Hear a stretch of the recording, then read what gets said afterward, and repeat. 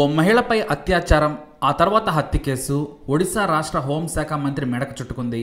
ఆయన ఇంటిపై విద్యార్థులు కోడిగుడ్లతో దాడి చేశారు. ప్రతిపక్షాలు కూడా మంత్రి రాజీనామాకు డిమాండ్ చేశాయి. సస్పెన్స్ థ్రిల్లర్ను తలపించే ఆ మిస్టరీని చూద్దాం.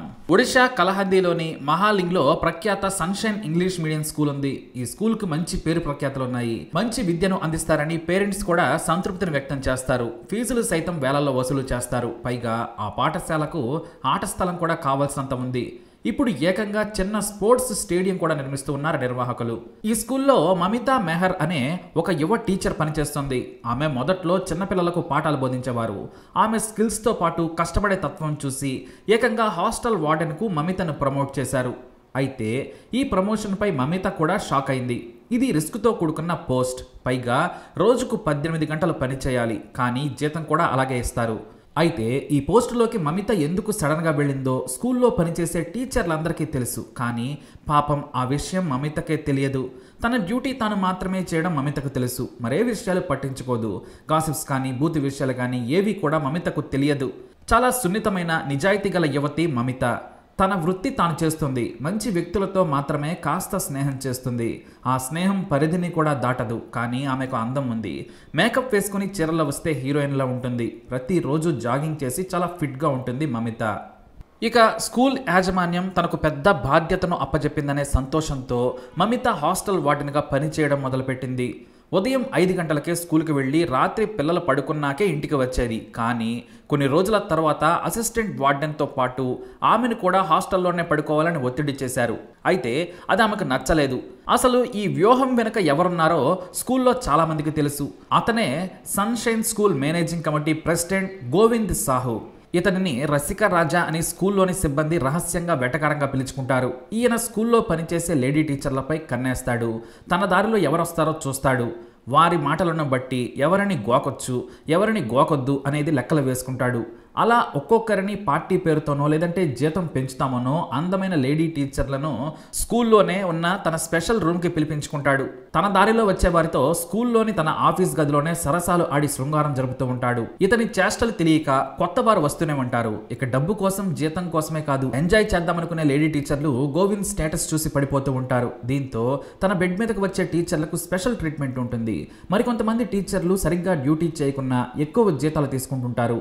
మరికొంతమంది ఆత్మాభిమానంతో బ్రతికే టీచర్లు కూడా ఉంటారు. వాళ్ళ మాట తీరు చూస్తే గోవింద్ చాలా దూరంగా ఉంటాడు. ఎందుకంటే చెప్పుతో కొట్టినా కొడతారనేది అతనికి తెలుసు. అయితే ఏ లేడీ టీచర్ ఏ టైపో తెలుసుకునేందుకు తన 2 అసిస్టెంట్లను రంగంలోకి దించుతాడు. వాళ్ళు కొత్తగా వచ్చిన లేడీ టీచర్ల దగ్గరకు వెళ్ళి ఎండి గారు మిమ్మల్ని రమ్మంటున్నారంటూ టీచర్లతో మాట్లాడిస్తారు. వారు మాట్లాడే తీరును బట్టి స్ట్రిక్ట్గా ఉన్న మహిళా టీచర్ల జోలికి వెళ్ళడు గోవింద్. అలాంటి స్ట్రిక్ట్ టీచరే ఈ మమిత.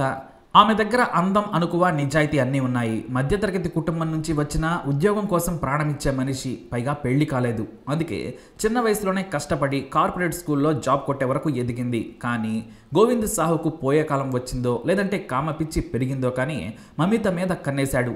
ఆ విషయం పాపం ఆమెకు తెలియదు. ఎన్నిసార్లు గోవింద్ ఆమెతో చనువుగా మాట్లాడినా మమిత ప్రొఫెషనల్గా సమాధానమిచ్చి వెళ్లిపోయేది. మమిత ప్రవర్తనతో ఖచ్చితంగా ఆమె ఇంకా కన్యేనని గోవింద్ బలంగా నమ్మేశాడు. అందుకే హాస్టల్లో ఉంచి చీకటి పడే వరకు స్కూల్లోనే ఉండమని తన గదికి పిలిపించుకున్నా సరే అతను అడిగిన ప్రశ్నలకు నిమిషంలో సమాధానం చెప్పి వెళ్లిపోయేది. బాస్గానే గోవింద్ను చూసేది. కానీ ఈ కామపిశాచికి మమితను అనుభవించాలనే కోరిక రోజు రోజుకి పెరిగిపోతుంది. మమిత లాంటి కన్యను అనుభవించాలనుకున్నాడు. ఇతనికి సొంత తమ్ముడున్నాడు. అతను కూడా జూనియర్ కామపిశాచి. అన్న కోసం టీచర్లతో మాట్లాడి శృంగారం కోసం పంపిస్తుంటాడు. ఛాన్స్ ఉంటే తాను అనుభవిస్తాడు. వీడో రకం, ఆడో రకం. అయితే ఈ గ్యాప్లో మమితతో చనువు తీసుకుని మాట్లాడాడు గోవింద్ సాహు తమ్ముడు.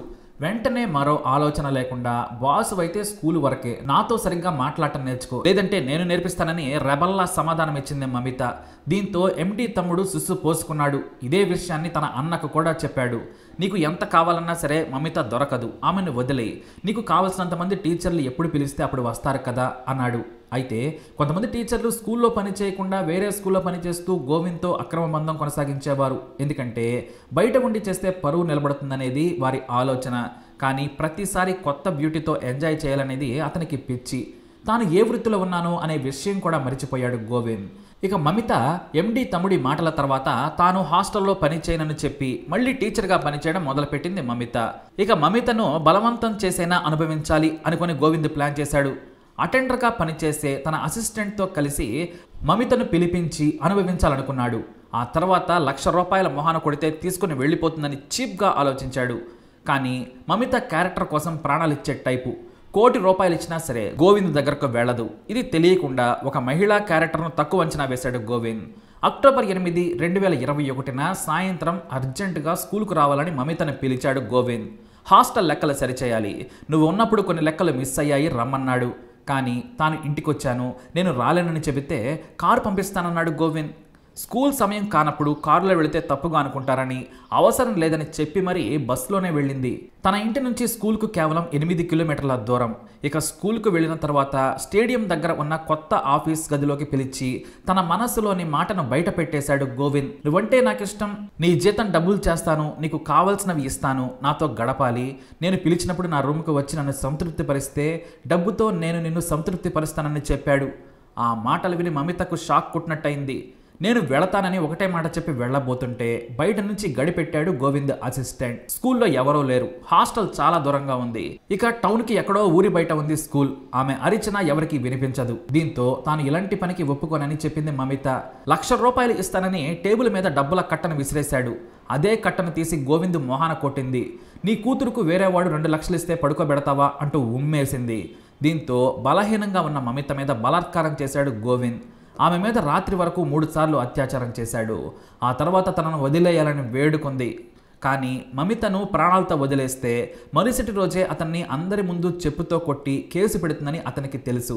దీంతో మమిత ఛాతి మీద కూర్చొని నోరు ముక్కు గట్టిగా నొక్కి చంపేశాడు దుర్మార్గుడు. ఆ తర్వాత తన అసిస్టెంట్ సాయంతో స్టేడియం తవ్వకాల్లోనే గోతి తీసి అందులో పడేశాడు. తనకు కావాల్సింది దొరక్కుంటే బలవంతంగానైనా లాక్కుంటానని సంతృప్తి చెందాడు.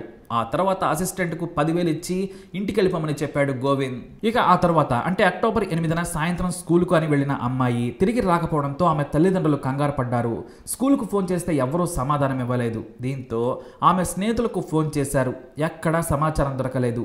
పోలీసులకు ఫిర్యాదు చేశారు మమిత పేరెంట్స్. అయితే పోలీసులు మిస్సింగ్ కేసు నమోదు చేశారు. మమిత కోసం వెతకటం మొదలుపెట్టారు. ఎవరితోనైనా లేచిపోయి ఉంటుందేమోనని మొదట భావించారు పోలీసులు. చివరగా స్కూల్ ఎండీ నుంచి ఆమెకు కాల్ రావడంతో అతన్ని విచారించారు. కానీ గోవింద్ మాత్రం తనకేమీ తెలియదని చెప్పాడు. స్కూల్కి రమ్మని చెప్పిన మాట వాస్తవమే, కానీ గంట సేపు ఎదురు చూసి ఇంటికి వెళ్ళానని చెప్పాడు గోవింద్. ఇక చివరిగా బస్సులో ఆమె ఫ్రెండ్ ఆమెను చూసినట్లు విచారణలో తేలింది. మమిత మిస్సింగ్ కేసులో పోలీసుల నిర్లక్ష్యం కూడా చాలా కొట్టొచ్చినట్లుగా కనిపించింది. మరోసారి తమ స్కూల్ ఎండీ గోవింద్ మీదే అనుమానం ఉందని ఆమె తల్లిదండ్రులు ఫిర్యాదు చేశారు. ఇటు పోలీసులకు కూడా గోవింద్ ఒక రసిక రాజా అని విచారణలో తేలింది. కొంతమంది టీచర్లు పోలీసులకు అతని క్యారెక్టర్ గురించి చెప్పారు. అతను కామ పిశాచి అని లేడీ టీచర్లను బుట్టలో వేసుకునేందుకు ఎంతకైనా తెగిస్తాడని చెప్పారు. దీంతో పోలీసులు స్కూల్ ఆవరణ మొత్తం వెతికారు. చివరిగా స్కూల్ కొత్తగా నిర్మిస్తున్న స్టేడియం పరిశీలించగా ఒక చోట కొత్తగా తవ్వి పూడ్చినట్టు కనిపించింది. అక్కడ తవ్వి చూడగా కుళ్ళిపోయిన శవం కనిపించింది. కానీ ఆమె మెడలోని బంగారం, ఫోన్, పర్స్ కూడా అదే గోతిలో దొరకడంతో అవి మమతవేనని ఆమె పేరెంట్స్ పోలీసులకు చెప్పి గుర్తించారు. దీంతో గోవింద్ను అక్టోబర్ 17 ఉదయం అదుపులోకి తీసుకున్నారు. ఎన్నిసార్లు విచారించినా కూడా తనకేమీ తెలియదనేశాడు. చాలా తెలివిగా బస్సు దిగిన తర్వాత స్కూల్ సీసీ కెమెరాలకు చిక్కకుండా వెనుక నుంచి తన కారులో మమితను తీసుకెళ్లి ఉంటాడని పోలీసుల విచారణలో తేలింది. అయితే పోలీసులు వరుసగా 10 గంటల పాటు ఒకరి తర్వాత ఒకరు విచారించారు. కొన్ని చోట్ల లేడీ టీచర్లతో గోవింద్కు ఉన్న అక్రమ బంధాల గురించి కూడా పోలీసులు గోవింద్ను ప్రశ్నించారు. కానీ తాను స్వాతి ముత్యం అని చెప్పుకున్న గోవింద్కు అతన్ని ఫోన్లోని చాట్ను చూపించి షాక్ ఇచ్చారు. ఆ వెంటనే తనకు రెస్ట్ కావాలని, బీపీ ఉందని చెమటలు కక్కుతూ హైరాణా చేశాడు. ఇక తాను దొరికిపోయాను అనుకున్నాడు గోవింద్. ఆ రాత్రి 9 గంటల సమయంలో గోవింద్కు భోజనం తెప్పించారు పోలీసులు. అతనితో పాటే పోలీసులు కూడా భోజనం చేశారు. ఇక చేయి కడుక్కుంటానని స్టేషన్ బయటకు వచ్చిన గోవింద్ చీకట్లో పారిపోయాడు. అతను పావుగంటైనా రాకపోవడంతో బయటకు వెళ్లి చూడగా కనిపించలేదు. దీంతో పారిపోయాడు అని గుర్తించారు. ఈ విషయం కాస్త మీడియాకు తెలియడంతో పోలీసుల మీద జనం ఆగ్రహం వ్యక్తం చేశారు. ఇక ఆసక్తికరమైన విషయం ఏంటంటే అదే రోజు గోవింద్ తమ్ముడు ఒక టీచర్తో బూతులు మాట్లాడుతున్న ఆడియో క్లిప్ కూడా సోషల్ మీడియాలో వైరల్ అయింది. మళ్ళీ అదే రోజు గోవింద్ తమ్ముడు ఒక టీచర్ను తన అన్నతో శృంగారం నెరపాలని ఒత్తిడి చేస్తున్న ఆడియో కూడా బయటకు వచ్చేసింది. దీంతో జనాగ్రహం మరింత రేగింది. ఇక మరోపక్క గోవింద్ సాహుతో హోం సహాయ మంత్రి దివ్యశంకర్ మిశ్రా దిగిన ఫోటోలు మీడియాలో కనిపించాయి. అంతే, ఆ మరునాడే మంత్రి ఇంటి ముందు విద్యార్థులు, కాంగ్రెస్ కార్యకర్తలు, బీజేపీ నేతలు ధర్నాకు దిగారు. కొంతమంది విద్యార్థులు మంత్రి ఇంటిపై కోడిగుడ్లతో దాడి చేశారు. మమిత అత్యాచారం హత్య వెనుక మినిస్టర్ హస్తం ఉందని ఆరోపించారు. దీంతో ఫోటోలు దిగినంత మాత్రాన సంబంధం ఉన్నట్టా అంటూ అధికార ప్రతిపక్ష పార్టీ నేతల మధ్య హోరాహోరీ మాటల యుద్ధం జరిగింది. హోంమంత్రి మిశ్రా ఆదేశాలతోనే పోలీసులు రాత్రి సమయంలో గోవింద్ను వదిలేశారని, ఆ తర్వాత పారిపోయాడని కబుర్లు చెబుతున్నారని ప్రతిపక్షాలు విమర్శించాయి. మరోవైపు సామాన్య జనం కూడా పోలీసుల నిర్లక్ష్యాన్ని సోషల్ మీడియాలో ఏకిపారేశారు. సామాన్యుడిని చితకబాది నిజం చెప్పిస్తారు, కానీ గోవింద్కు విఐటీ ట్రీట్మెంట్ ఇచ్చి మంచి భోజనాలు పెట్టి కొత్త అల్లుడిని చూసుకున్నట్లు చూసుకున్నారని ఎద్దేవా చేశారు. అదే ఒక జేబు దొంగ 100 రూపాయలు దొంగిలిస్తే కుక్కను కొట్టినట్లు కొడతారు, కానీ ఒక అమాయకురాలపై అత్యాచారం చేసి చంపిన దుర్మార్గుడికి మాత్రం మెత్తటి కుర్చీ వేసి ఏసీలో భోజనాలు పెట్టి తప్పించారని ఫైర్ అయ్యారు. దీంతో డీజీపీ రంగంలోకి దిగడంతో తెల్లారేసరికి తన చెల్లెలి ఇంట్లో నక్కిన గోవింద్ను అరెస్టు చేశారు పోలీసులు. ఆ తర్వాత ఇక పోలీసులు తమ పవర్ను చూపించి గోవింద్ను లోపలేశారు. ఇక పోలీసులకున్న ఏకైక సాక్ష్యం అతనే చంపాడు అనడానికి గోవింద్ అసిస్టెంట్ మాత్రమే ఉన్నాడు. అతని ద్వారా నిజం చెప్పించి గోవింద్ చుట్టూ ఉచ్చు బిగించారు పోలీసులు. మరి మమితను అత్యాచారం చేసి చంపిన గోవింద్ను చట్టం ముందు దోషిగా ఎలా నిలబడతారు, సాక్ష్యాలు ఎలా చూపిస్తారనేది ఇప్పుడు ఆసక్తిగా మారింది. మరి ఇలాంటి దుర్మార్గుడికి ఎలాంటి శిక్ష పడాలి? మీ అభిప్రాయాన్ని కమెంట్ ద్వారా తెలియజేయండి. అలాగే ఇలాంటి ఇన్ఫర్మేషన్స్ కోసం వీడియోని లైక్ చేయండి, షేర్ చేయండి, మా ఛానల్ని సబ్స్క్రైబ్ చేసుకోండి.